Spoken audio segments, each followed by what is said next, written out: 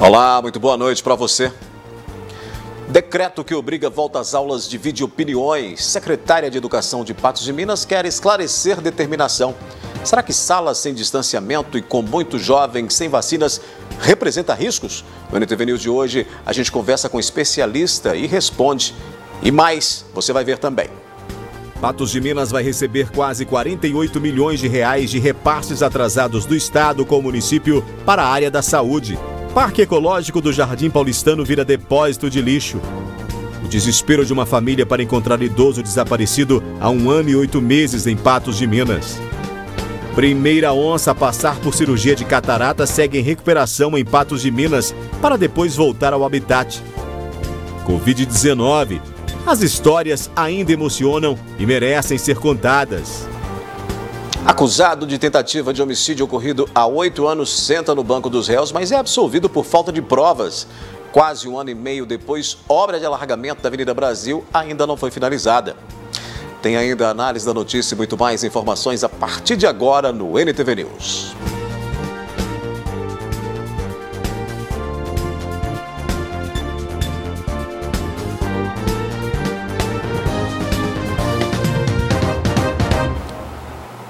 Até o fechamento da edição do NTV News de ontem, não havia saído a sentença do homem que sentou no banco dos réus por ter atirado na amante em 2018, na cidade de Lagoa Formosa. Lorivaldo Ribeiro foi condenado a 14 anos de prisão pelo feminicídio. O crime aconteceu no dia 18 de fevereiro de 2018, em uma residência na Avenida Manuel Soares, no bairro Planalto, em Lagoa Formosa. Lorivaldo Ribeiro Braga, de 56 anos, é acusado de matar a tiros Jéssica Souza Santos, com quem manteve relacionamento extraconjugal, ou seja, de quem era amante. Lorivaldo foi até a casa de Jéssica, na época com 20 anos, e os dois começaram a discutir. Em determinado momento, ele sacou uma arma de fogo e atirou no rosto da vítima. Ela foi encontrada caída no sofá já sem vida. Loura, como era conhecido, mantinha um relacionamento com Jéssica desde quando a garota tinha apenas 13 anos de idade. Nos últimos meses de vida, a jovem tentava pôr fim ao relacionamento, mas Lorivaldo não aceitava. Após cometer o crime, o homem fugiu do local, mas ainda teria confessado o homicídio para 2 testemunhas. Após as investigações, a Polícia Civil conseguiu chegar até Lorivaldo, como principal suspeito do assassinato. Ouvimos de forma preliminar testemunhas que vieram até a delegacia e nos relataram isso, além do levantamento feito desde o dia dos fatos. Tudo isso nos leva a ter a certeza que é o Lorivaldo o autor deste crime. Tendo já a certeza, o nosso passo mais importante é prendê-lo. Nós vamos fazer todos os esforços para prender esse autor deste homicídio. O homem, no entanto, só foi preso no dia 15 de julho de 2019 e encaminhado para o presídio em Patos de Minas. E, na época, não apresentou suas versões do ocorrido. Lorivaldo Ribeiro Braga foi a julgamento nesta quarta-feira, acusado de homicídio qualificado pelas qualificadoras de motivo torpe, pois o motivo do assassinato seria ciúmes e sentimento de posse sobre a vítima. Recurso que dificultou a defesa da vítima e de feminicídio, que se enquadra em violência de gênero. A qualificadora de motivo torpe foi descartada e Loura foi sentenciada em 14 anos de prisão em regime fechado por feminicídio e recurso que impossibilitou a defesa da vítima. O advogado de Lorivaldo, Brian Epstein, tentou pela redução da pena do cliente. A defesa não pediu a absolvição. Ela se debateu pelo decote da qualificadora do feminicídio, do motivo torpe e alegou que o homicídio ele excedeu na legítima defesa e pediu homicídio privilegiado. Essas teses foram afastadas pelo Conselho de Sentença. Segundo Brian, será interposto recurso devido à qualificadora de feminicídio, que ele considera improcedente. Feminicídio é matar uma mulher levando em consideração, o autor tem que levar em consideração o gênero feminino, matar por ser mulher. A defesa não acredita que isso aconteceu. Bem como, exemplificando, no caso de violência doméstica, não é toda a violência acontecida dentro de casa que acode à Lei Maria da Penha. Se o motivo foi outro, que não a condição de mulher, se o irmão matou a irmã para receber a herança da parte dela, se O marido matou a esposa porque essa desviava dinheiro, talvez da empresa, em favor de outra pessoa. Esse foi o motivo, não foi o ódio pelo gênero feminino. E a defesa vai apelar, ela não vai se agachar, porque não houve feminicídio. Não se matou porque a vítima era mulher. Tinha razões especiais que aqui foram debatidas. Após anos desocupado, o Parque Ecológico no Jardim Paulistano voltou a apresentar problemas. Desta vez, moradores reclamam do descarte irregular de lixo no local. Lixo, descarte de restos de televisões, garrafas PETs que podem armazenar água e servir como criadouro para o mosquito da dengue, são alguns dos problemas hoje no Parque Ecológico no bairro Jardim Paulistano, por problemas de enchentes. Mas ainda continua sendo alvo de reclamações. Por diversos pontos é possível encontrar restos de materiais de construção. Por sinal, parte das estruturas de casas que ali ficavam ainda continuam ali. Segundo pessoas que preferiram não gravar com nossa equipe, os restos de construção civil têm feito com que animais como escorpiões sejam frequentemente vistos por ali. A seguir, família reforça pedido de socorro para encontrar idoso desaparecido em Patos de Minas.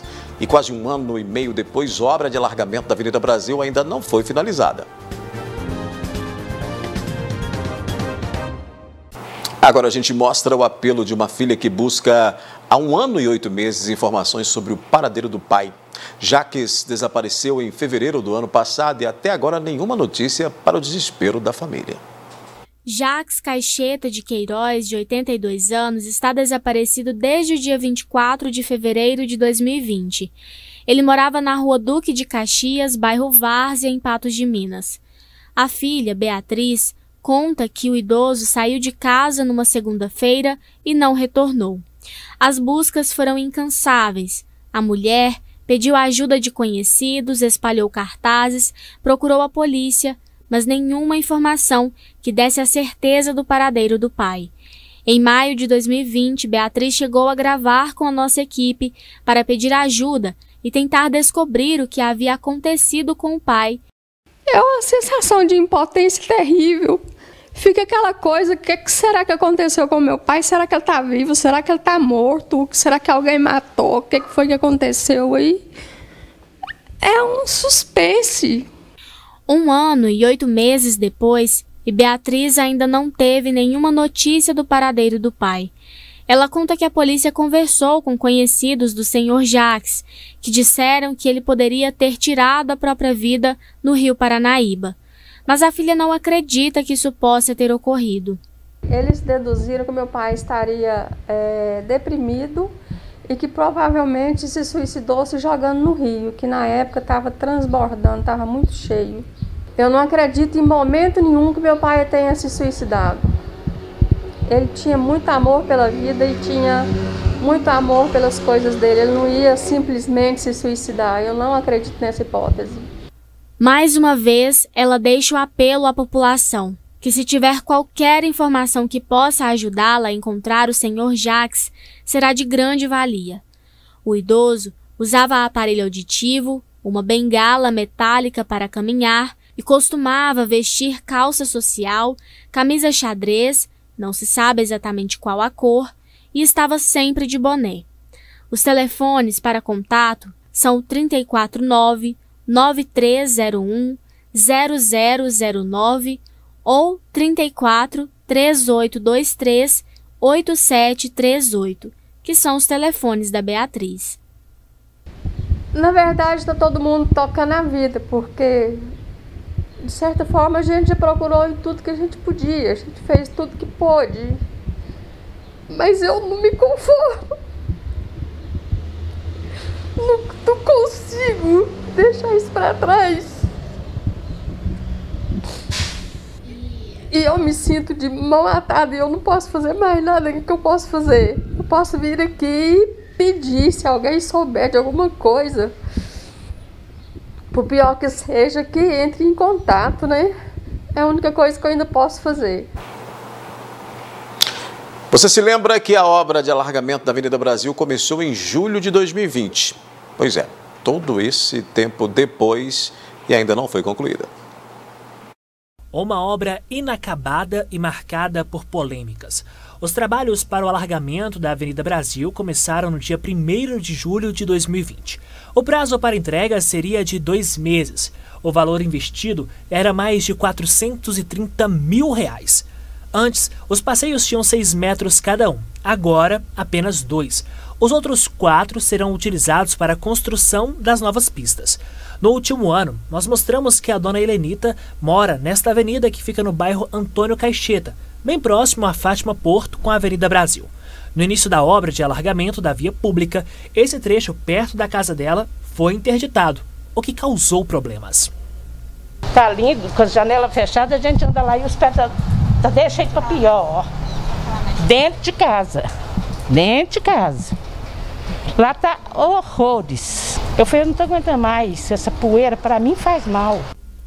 Maria Terezinha é comerciante e costumava ter sempre movimento em seu estabelecimento, mas com a obra, a clientela sumiu. Eu tô ficando mais fechada do que aberta, porque não tem condição de vender as coisas de comer numa poeira dessa. E meus fregueses que descem de manhã para tomar café para o serviço não para. Não desce, como que desce numa coisa dessa? Limpeza é de minuto em minuto e você não vê nada limpo. Você vê, eu tenho aluguel para pagar, eu tenho empregado para pagar, eu tenho meus talão tudo, tenho pago imposto tudo em dia. E você viver numa coisa dessa, não tem como. Um dos problemas para o andamento da obra era a retirada de postes que estavam fixados na Avenida Brasil.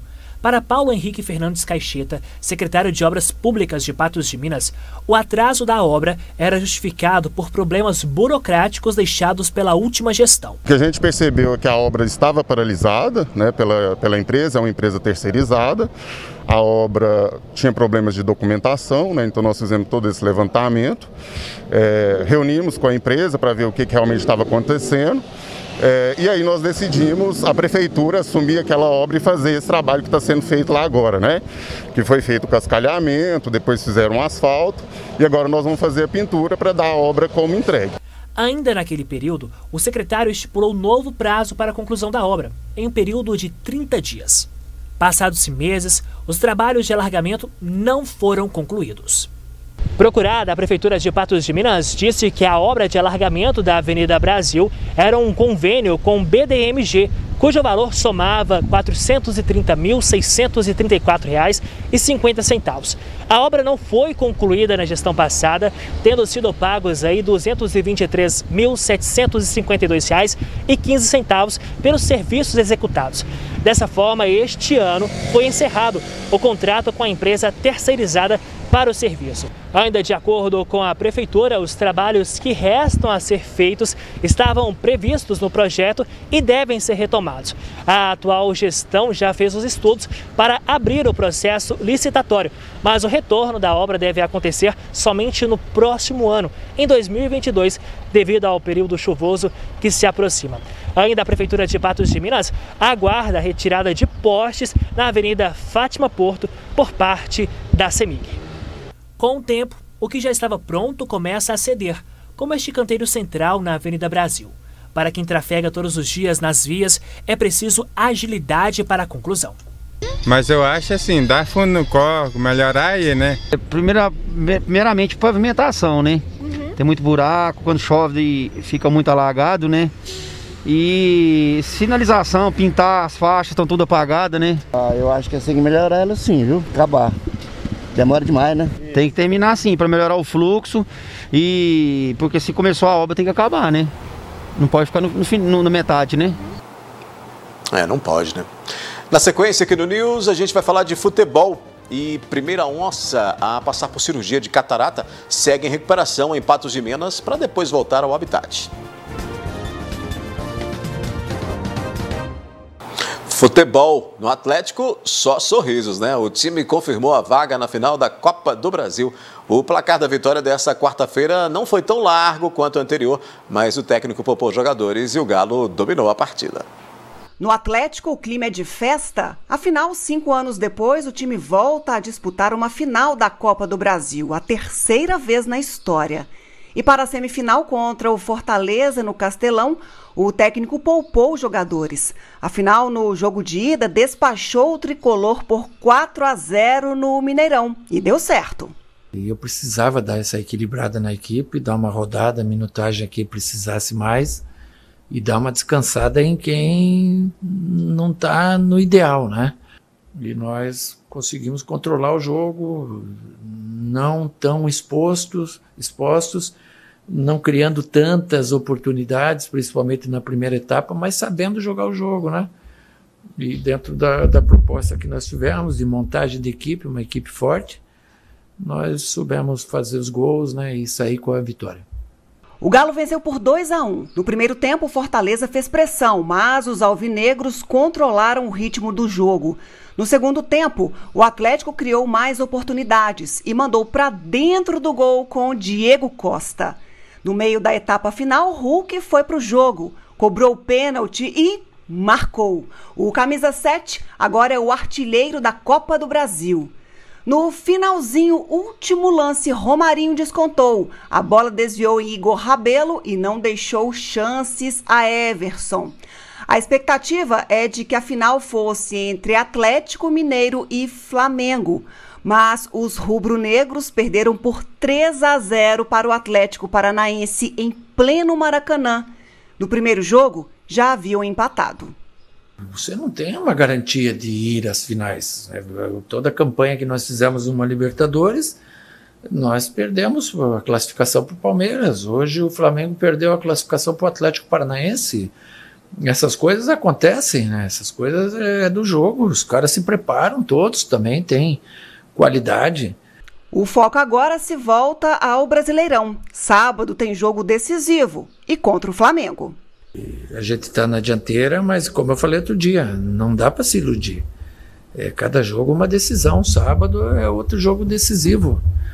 Depois, quarta-feira, Grêmio, depois a sequência, são todos jogos decisivos. Vamos jogar 1-1. Vamos pensar no sábado, Flamengo, lá no Maracanã. Jogo difícil, um outro campeonato, vamos nos preparar bem. Deve ser um jogo muito bom, hein?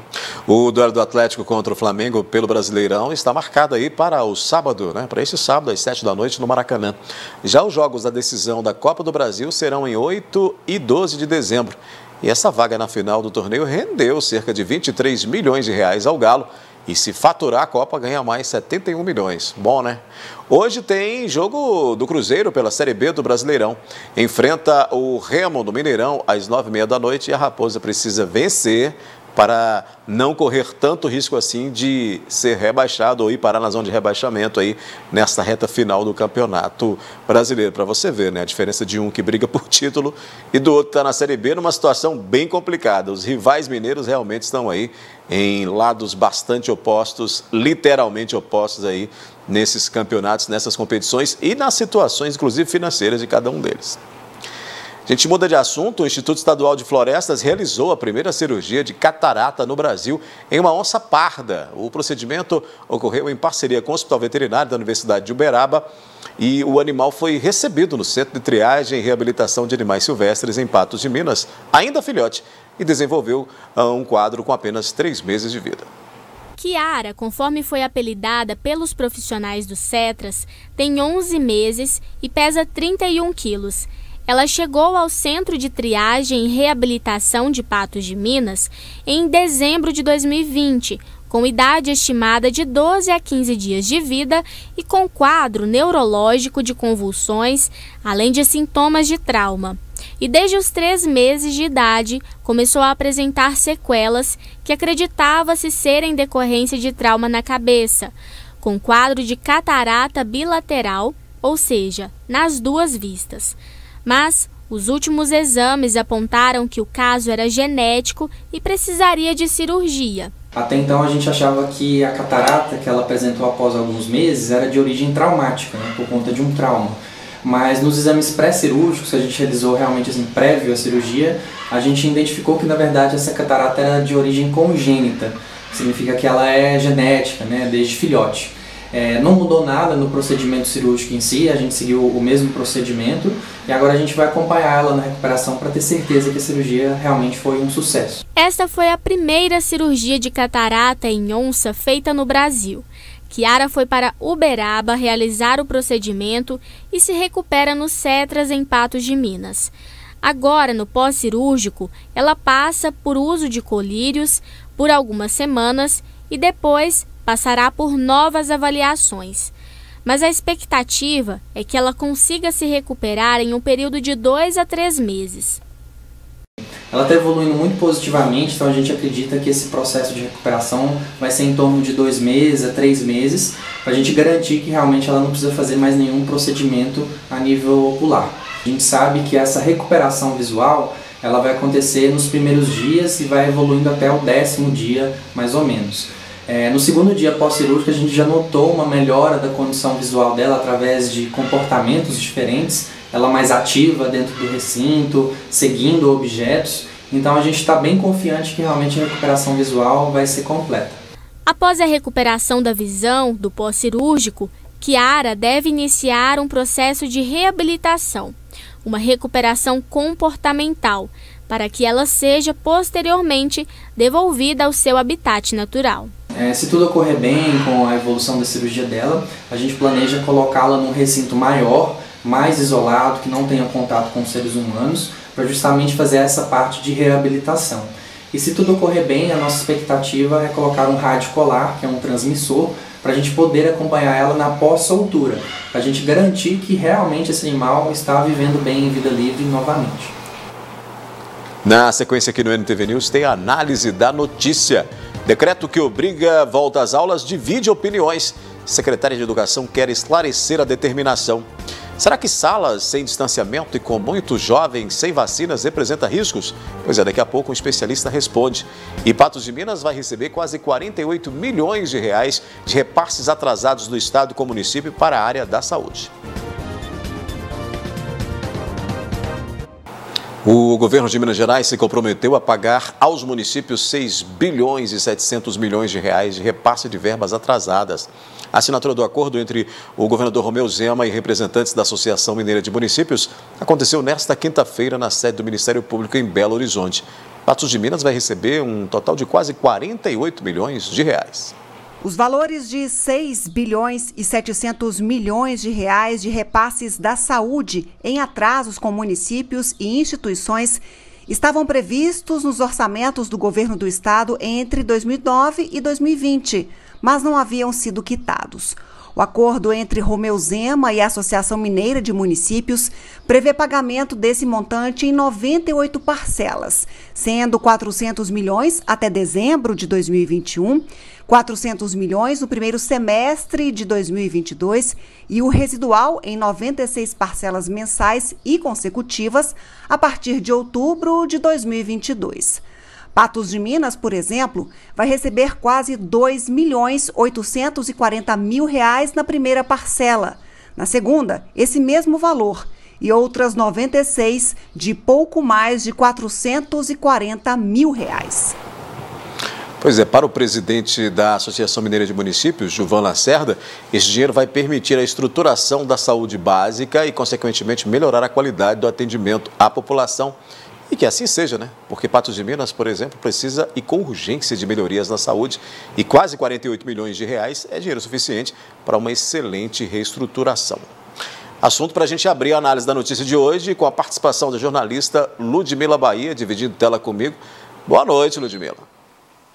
Boa noite, Odair. Como vai você? A todos que acompanham agora a análise da notícia no NTV News, com absoluta certeza, viu, Odair? Dinheiro em caixa e com fartura para que os gestores possam aí melhorar a área da saúde que sempre foi muito carente. Mas a gente tem que fazer um parênteses porque, principalmente com a pandemia, o que não faltou aos municípios foi dinheiro para aplicar desde a prevenção até ao tratamento de doentes contra a Covid-19. Houve um aporte grande de dinheiro de entes federados para que houvesse aí o socorro devido e adequado aos pacientes. O que muitas vezes faltou foi estrutura em algum momento, né, que não tinha um hospital de campanha montado para aquele momento do surto, houve problema na contratação e falta de pessoal, mas dinheiro havia para pagar. E conversando com ex-prefeitos do município aqui de Patos de Minas, eles disseram que esse dinheiro fez muita falta durante esses 10 anos aí praticamente em que não chegou à conta. Agora chega em forma de uma parcela importante, né? 2 parcelas grandes que serão depositadas e depois aí esse dinheiro sendo repassado em forma de parcelas, 98 ainda a perder de vista, mas é uma garantia já que os próprios municípios podem se programar e já fazer um compromisso, aí pelo menos é o que a gente acredita, e fazer um compromisso para que possam reestruturar adequadamente a área da saúde, que é sempre carente e merece muita atenção para que possam ser atendidas com toda a dignidade e conforme prega, né, a legislação brasileira. Tomara que sejam bem usados, né, todos esses montantes aí financeiros que realmente venham para melhorar essa situação da saúde em todos os municípios. Até porque durante a pandemia ficou muito evidente essa dificuldade. Ludmila, continuando a falar sobre saúde, o boletim epidemiológico de Patos de Minas de hoje mostrando aí 3 novos casos da doença, sem registro de novas mortes, né, no sistema. A ocupação de leitos da Covid-19 permanece a mesma do boletim de ontem. Então, é só aí no boletim epidemiológico aí que a gente não tem novas mortes confirmadas. Esse boletim aí de 27 ontem, a gente já tinha 550 mortes, aí continua, né, o sistema igual. A gente tem o mesmo número de pessoas internadas em Patos de Minas, com mais casos do que foi registrado ontem de casos confirmados ativos, tanto que a gente tinha ontem 46 casos ativos no município, hoje já são 52, mas um cenário bem melhor aí do que a gente tinha, e fica sempre aquela situação que a gente tem que observar a Covid com todo cuidado, com toda a cautela, porque ela ainda existe e infelizmente continua fazendo vítimas. Pois é, a ocupação de leitos clínicos, o boletim de hoje mostra que continua zerada, né, Ludmila? Pois é, leitos clínicos com nenhuma pessoa internada, e a gente fica feliz com esse boletim se repetindo. Temos aí total de internados, computando pessoas vindas de outras regiões, somente 3 pessoas internadas e todas aí necessitando de terapia intensiva neste momento. Muito bem, vamos girar os assuntos. Ludmila, nós mostramos ontem aqui no NTV News que, em conformidade com a decisão do Estado, o prefeito de Patos de Minas, Luiz Eduardo Falcão, também decretou a obrigatoriedade do retorno às aulas presenciais. Decisão que divide opiniões. A partir da próxima quarta-feira, os alunos deverão voltar às aulas presenciais em Patos de Minas. É o que diz o decreto municipal sobre a obrigatoriedade e que acompanha a determinação do governo do estado, que desobriga também o distanciamento em salas de aula. O decreto diz ainda que em registros de casos de Covid na sala, as aulas deverão ser suspensas por 7 dias. E só estará dispensado da presença obrigatória em sala se o aluno apresentar atestado médico. Mas os pais estão divididos. Nos comentários nas redes sociais do Patos Já e NTV, há quem diga que não vai mandar os filhos para a escola, principalmente quando muitos jovens ainda não foram vacinados e em final de semestre letivo. Ô, Ludmila, eu vi muitos questionamentos com relação ao período de agora, né, a partir da semana que vem, até o final do ano, por ser um curto período. Muita gente sugerindo por que não se esperou até o próximo ano para poder tomar essa medida. E aí a gente realmente tem, como disse aí no seu material, que realmente divide opiniões, né? Essa angústia se soma ao fato de que muitos jovens aí em Patos de Minas, fazendo o recorte no município, não estão vacinados. Teve a imunização essa semana para adolescentes de 16 anos, parou por aí, porque o município aguarda a remessa que é enviada da União para o Estado direciona para os municípios. A gente recebeu uma carga importante de Pfizer no país, que aí deve ser direcionado para esse público. Então, muitos pais ficam aí com receio e quando falam, é obrigado, você tem que ir, porque senão você vai perder um ano letivo, por exemplo, e causa aí esse temor né? Causa esse espanto aí por conta da situação, mesmo diante a um panorama favorável. Tanto, Odair, que causou esse temor e tem dividido opiniões de fato, que a gente até fez aí uma pergunta para os internautas a respeito disso. Sim, sim. Nós abrimos votação, né, no Instagram da NTV, o @NTV Patos de Minas, para saber justamente a opinião das pessoas, Ludmila, sobre a obrigatoriedade da volta às aulas. E a parcial está aí na tela, ó. 49 sim, 51 não. Isso, pois é, 51% disseram não, então a gente vê assim um equilíbrio, as pessoas de fato aí divididas sobre essa questão da obrigatoriedade. O que a gente disse ontem no NTV News, a gente repete hoje, sobre a questão da importância da aula presencial, é completamente diferente de uma aula remota, principalmente para jovens, adolescentes e crianças que não têm essa compreensão de utilizar adequadamente essa ferramenta, priorizando os estudos ou tendo toda a atenção devida e necessária, porque não foram preparados para, apesar de termos políticas públicas implementadas já lá no final da década passada. Infelizmente, essa política pública implementada em algumas escolas estaduais não decolou, e era uma aliança tripartite do governo federal, do estado e dos municípios. Mas, infelizmente, mesmo com tentativa, com troca de governo, é aquele tipo de política que é implementada e infelizmente, essa política, ela previa, felizmente, aliás, essa política previa um centro de computadores conectados à internet para que os estudantes pudessem usar essa ferramenta como aliada no aprendizado, mas os professores tinham toda a dificuldade de estabelecer o ensino-aprendizado utilizando essas ferramentas, porque ora não tinha computador suficiente, ora não tinha internet, ora era só uma sala para uma escola com 600, 1.000 ou quantos mais alunos forem, o que tornava inviável, impossível. Aí depois o governo, vamos colocar o tablet na escola, vamos colocar um tablet por aluno. Até o governo municipal também falou disso, né? E a história ainda não aconteceu. Mas era uma política que já tentou-se implementar via Estado, que não deu certo. A gente tem o núcleo de tecnologia da educação, que é o NTE, que não dá conta de atender toda essa demanda.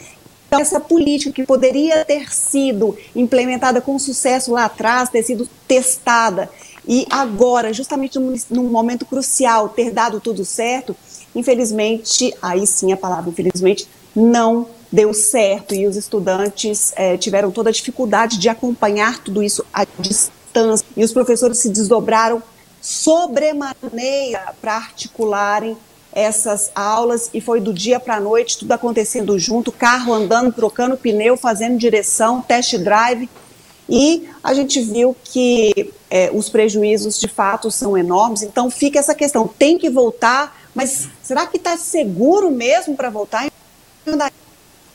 Pois é, Ludmila, e as pessoas de fato estão aí divididas, né? Tanto que a secretária municipal de educação de Patos de Minas, a Sônia Silveira, né? Ela convocou reunião para esclarecer sobre a obrigatoriedade.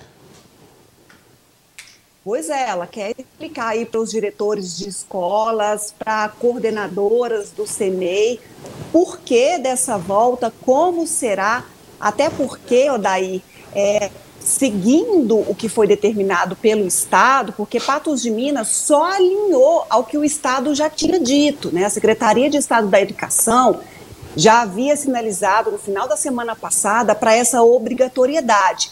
E aí cabe aos prefeitos de cada município concordarem com essa determinação do Estado ou não, e aí estabelecerem o próprio decreto.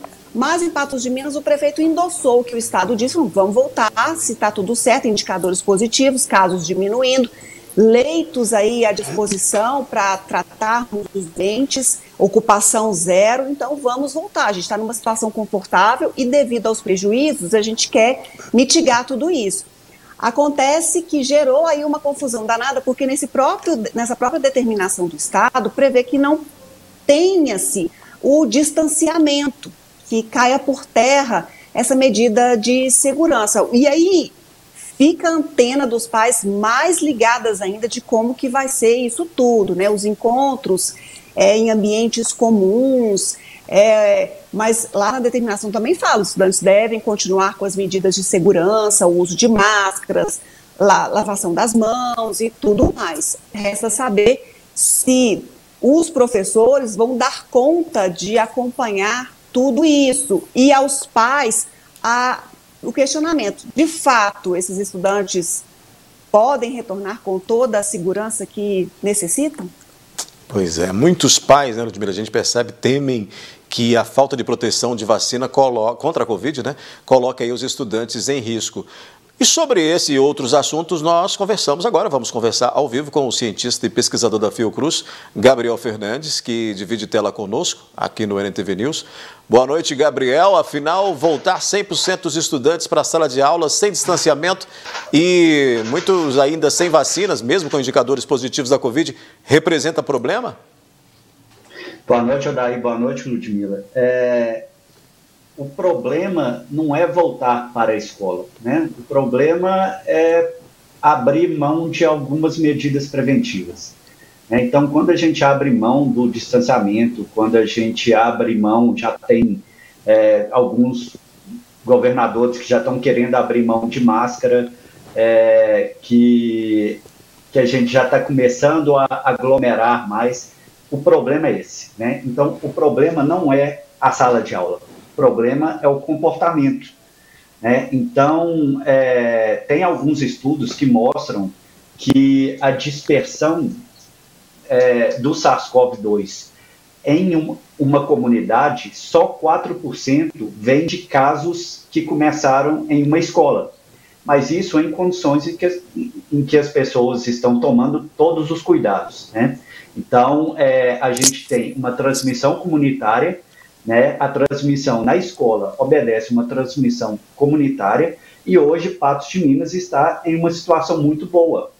Mas quando a gente relaxa isso, né, e a gente começa a permitir muita coisa sem controle, a gente corre um certo risco, né? Então, no meu ponto de vista, e um ponto de vista muito técnico, né, como cientista mesmo, o problema não é voltar para a escola. O problema é o que é feito para voltar para a escola. Quais são as medidas que amparam isso? Né? Teve uma conversa com os pais, com os professores, com os diretores, para orientar quais serão as medidas. O que um pai vai fazer se na noite anterior o filho dele tossiu, por exemplo? Ele deixa a criança em casa, ele manda para a escola, ele testa. Então, essa falta de orientação acaba deixando as pessoas perdidas. A escola em si não é problema nenhum. O problema é como que isso é organizado. Se é bem organizado, está ok. Se não é, pode ser um problema. Ludmila. Pois é, Gabriel, essa é a questão, e isso aí que tem deixado os pais preocupados. A gente sabe, a gente falava aqui da necessidade da volta às aulas, para diminuir aí as perdas severas que os estudantes tiveram.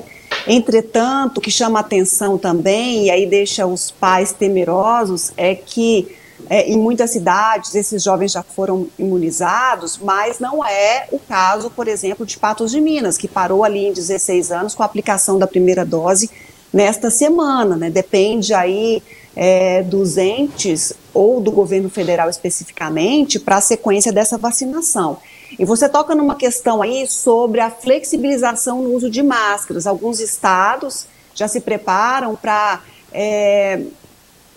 e até já colocaram em prática nessa questão do não uso obrigatório de máscaras em espaços abertos, e o governo de Minas sempre fica atento a isso, sempre que há implementação, principalmente no governo de São Paulo, por exemplo, traz e implementa isso aqui em Minas Gerais, tanto que o governador Romeu Zema disse essa semana que pretende, em pouco tempo, já flexibilizar e também desobrigar o uso de máscaras em espaços públicos. E a gente sabe que isso é um passo também muito pequeno para desobrigar em espaços públicos, e aí é uma cadeia que sucede. A gente vê o tempo todo os especialistas dizendo, olha, mesmo que a gente estejamos num cenário positivo, é preciso que todos tenham cautela, porque o vírus, ele vai existir com as mutações todas. É uma questão, não é uma coisa que vai acabar, é preciso que a gente controle tudo isso.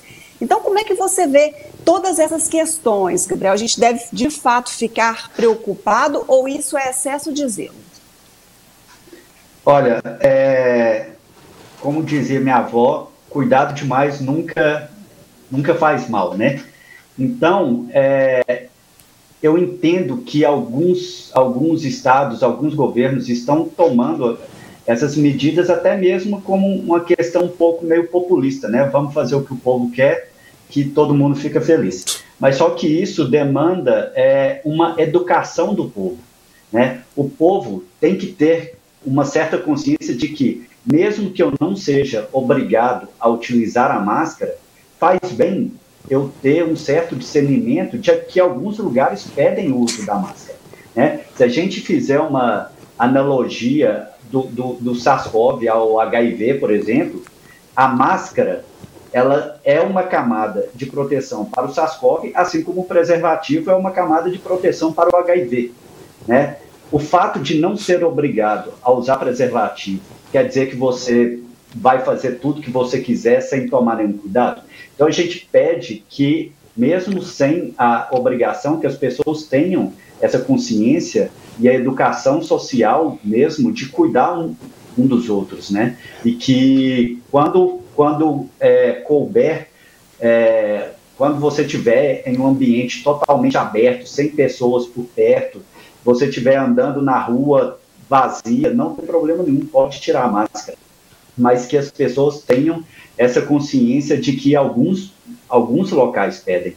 Se você está andando no centro da cidade num sábado de manhã, que você tem uma densidade grande de pessoas andando lá, não custa nada para a sua saúde utilizar essa proteção, né? Então é uma questão mais de educação, já que a obrigatoriedade em algum momento ela deve deixar de existir mesmo. A questão é o quanto a nossa população está educada para tomar esse tipo de decisão, né?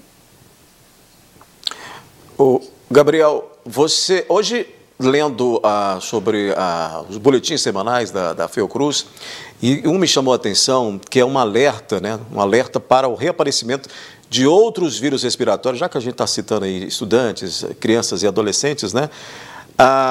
Que diz o seguinte: assim como a Covid, os vírus também têm gerado quadros de síndrome respiratória aguda grave, e aí a maior preocupação é com crianças de 9 anos de idade.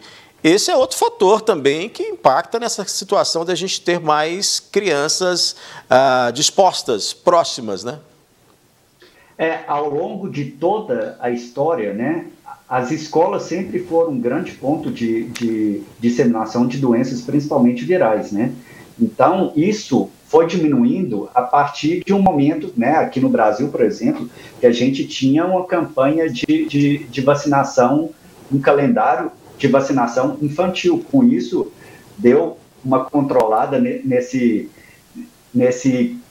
núcleo de disseminação que as escolas eram. Então, isso aí, hoje, a gente tem um pouco mais de controle sobre isso. Mas as escolas ainda são um ponto de disseminação, por exemplo, de influenza, né?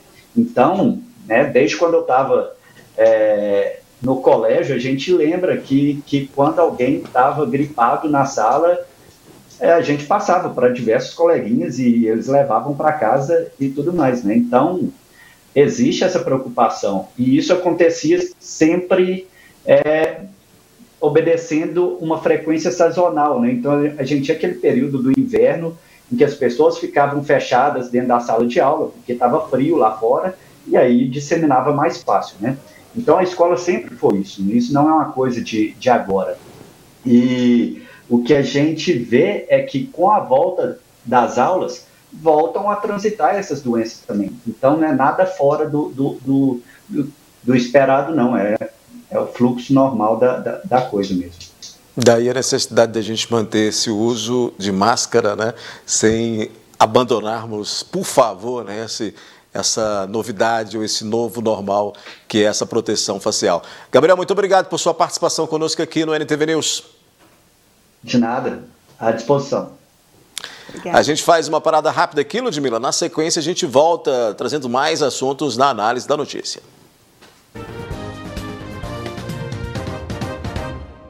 Foi a julgamento nesta quinta-feira Iago Eduardo de Oliveira Xavier, que é acusado de tentativa de homicídio e homicídio, ocorridos em outubro de 2013 no bairro Alto da Colina. Ele foi absolvido por falta de provas. O crime aconteceu em 17 de outubro de 2013, na rua Jacarandás, bairro Alto Colina, em Patos de Minas. Iago Eduardo de Oliveira Xavier foi acusado de tentar matar Lucas Ferreira, na época com 18 anos, e de tirar a vida de Rosilene Soares Luiz, na época com 32 anos, com pelo menos um tiro na cabeça.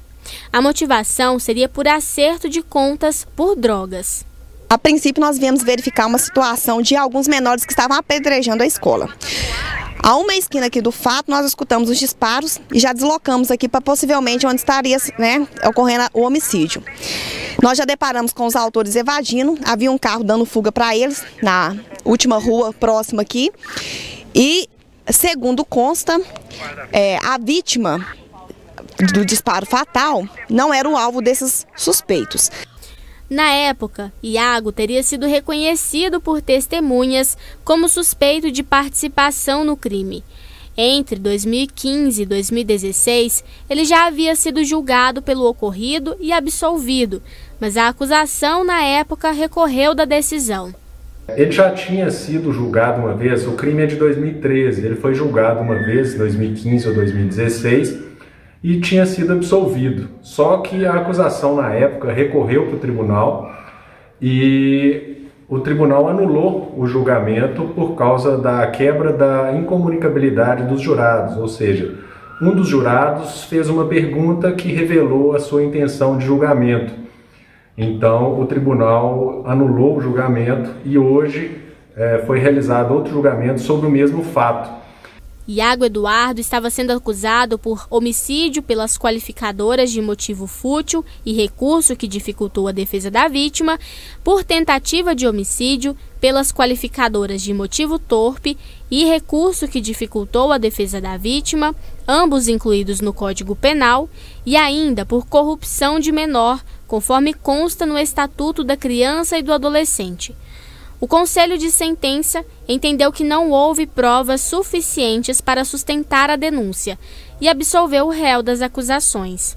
Nos autos ficou revelado que tanto não tinha prova consistente da participação do Iago nesse crime, ou nesses crimes, melhor dizendo, e também tinha provas de que ele não participara desse crime, como um exame de pólvora na mão que foi negativo, duas testemunhas que serviram como álibi, disseram que ele estava na casa delas no momento dos fatos, e outros elementos do crime.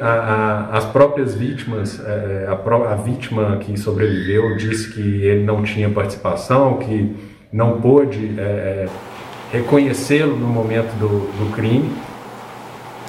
Mudando de assunto, você vai ver agora a história do Nicomedes. Após 66 dias internado por consequência da Covid, o homem teve alta nesta quinta-feira.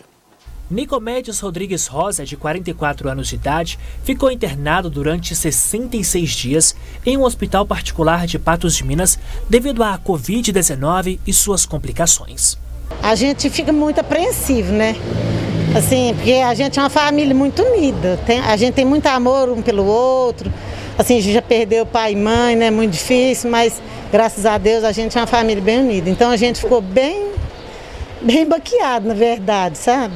Mas assim, com muita fé em Deus e Nossa Senhora, que ele ia sair dessa. Depois dos mais de 2 meses internado, correndo risco de perder a vida, o homem ganhou alta hospitalar. Para os familiares, um verdadeiro milagre. Nós, da família do Sr. Zé Chiquinho e da Dona Ana, os amigos do Nicomedes, receberam uma graça, receberam um milagre. E esse milagre tem nome, esse milagre chama Nicomedes. Momento de gratidão e alívio. muitas orações, independente de crença, de religião, pessoal que orou, pessoal que rezou, a gente vai ser grato o resto da vida. E para o pessoal que tem gente que se encontra hospitalizado, num leito de hospital, que não perca a fé em Deus. Sempre Deus em primeiro lugar. As coisas materiais são importantes, mas a vida dele é bem mais importante. Então, eu estou muito emocionada, muito mesmo, e muito agradecida a todo mundo que orou por ele e ajudou também financeiramente, que é muito importante, porque a gente sabe que sem isso também a gente não sobrevive, né? Mas graças a Deus o nosso milagre está aqui. O nome dele é Nicomedes. Graças a Deus e Nossa Senhora Aparecida. Ludmila, um milagre que veio mais de 2 meses de internação, não, 66 dias de internação, e o Nicomedes, né, conseguiu aí se recuperar, e a família, claro, tem que comemorar muito, né? Faltou a fala dele ali, mas a gente vai ter a oportunidade de falar com ele, afinal de contas foram muitos dias internados, a pessoa precisa se restabelecer, mas com toda aquela festa, com todo aquele carinho, vai ser muito rápida essa recuperação também em casa. Nosso carinho e o nosso desejo para que isso ocorra o quanto antes. Sabe por que a gente trouxe essa história daí? Nós já mostramos tantas assim, mas às vezes a gente cai numa normalidade e acha que é tranquilo, que essa cena aí é fácil, já foi vista tantas vezes, mais uma, é só outra mais para se somar a tantas. Não, mas a gente precisa recobrar as pessoas de amor e também de muita esperança. Mesmo que o cenário esteja muito, mas muito melhor para a Covid, assim muitas pessoas também internadas, precisando dessa energia, precisando desse carinho, precisando dessa esperança. E é isso que a gente quer espalhar. Pois é, Ludmila, e nós terminamos o NTV News de hoje lamentando profundamente a morte de um amigo do grupo NTV de comunicação. Simval Gonçalves Pereira tinha 78 anos, morreu na noite desta quarta-feira em Patos de Minas, vítima da Covid-19.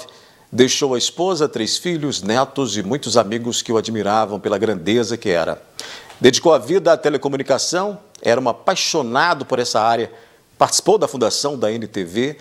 Nossa homenagem e reconhecimento externado, e à família o nosso abraço fraterno aí, com a tristeza profunda, né, de ter que dar uma nota como essa. Olha, Dair, o Simval, a quem eu chamava carinhosamente de Simva, dada a nossa proximidade, ele era um irmão, praticamente um irmão do diretor-presidente dessa casa, Oscar Faria, a quem eu herdei também uma amizade que me fez bem por tantas décadas, uma pessoa que eu tinha admiração profunda, um carinho enorme por essa família e com quem eu tanto aprendi. A voz fica embargada porque quando a gente perde alguém que a gente tanto gosta, que a gente tanto admira, é difícil a gente segurar a emoção. Mas o nosso carinho aqui a esse sujeito que foi um homem exemplar, que serviu tantas pessoas que muitas sequer imaginaram o quanto ele estava lá, na torre da televisão, na torre do rádio, enquanto trabalhava para a Prefeitura de Patos de Minas, enquanto trabalhou para a TV Integração, e mesmo ajudando todos nós aqui do Grupo NTV de Comunicação, em todas as vezes que foi chamado, e fez parte ativamente também do Grupo NTV de Comunicação. Por isso, o nosso amor profundo pela pessoa que era, não só pela sua dedicação, mas sobretudo pelo amigo que foi. Nossos sentimentos a todos os familiares, a todos aqueles que choram e estão entristecidos nesse momento. Nosso abraço verdadeiro, nosso carinho. A gente lamenta muito ter que fechar essa edição dessa maneira. É isso então. Até amanhã, Ludmila. Até.